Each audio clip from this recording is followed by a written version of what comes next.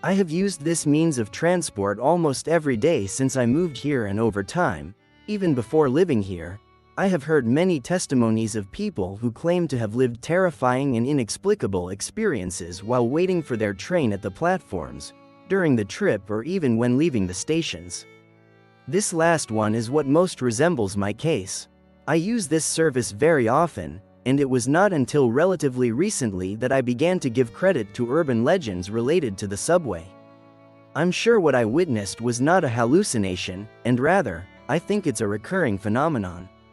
I have witnessed the same ghost appearance on 2 occasions, both outside the Acatitla subway.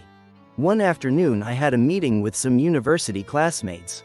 We met at one of their houses to work on our end of semester project. It is important to mention that the house of this partner is located in the colony La Colmena, very close to the Acatitla subway. Time went by very quickly and we still had not finished our work. My teammates left one by one as time went by. I was the last to retire. It was past 1 in the morning and, excepting the crime that has lived in the area, the place did not mean a problem to me, because I live in the neighboring colony, Santa Marta, Catitla. When I left, the streets were empty.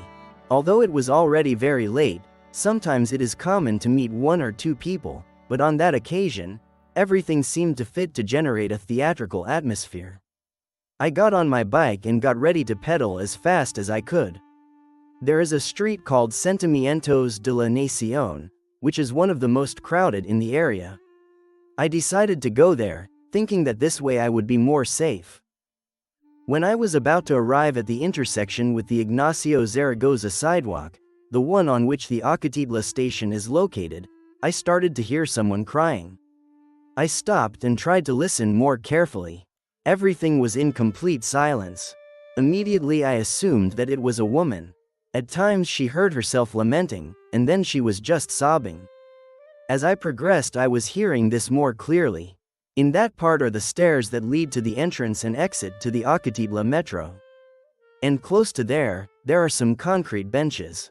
When I got to that part, I saw a woman stuck on the floor, giving me her back.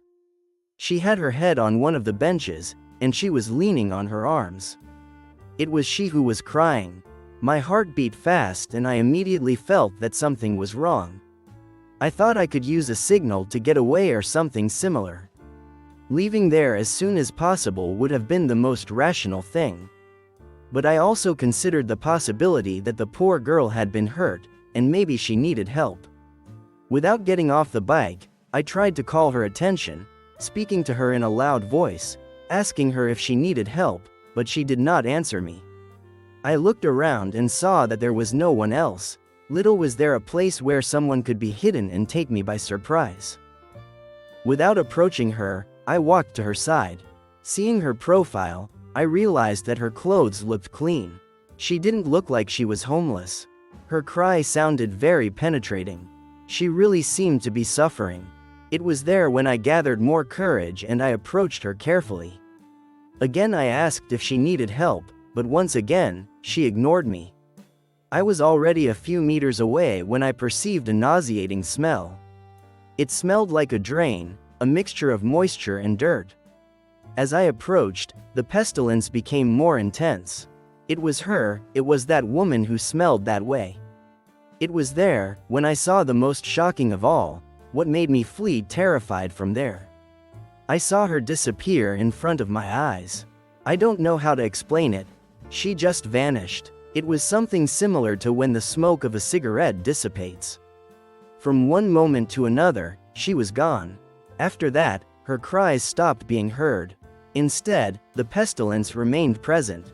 On board my bike I moved away as fast as I could. Today I still get scared to go there. This was not the only time I saw this appearance. Last year, a group of 3 friends and I were driving on the Ignacio Zaragoza sidewalk. At 4 in the morning, we returned from a party. The driver was the one who saw her. Strangely, he asked us to turn to the curb.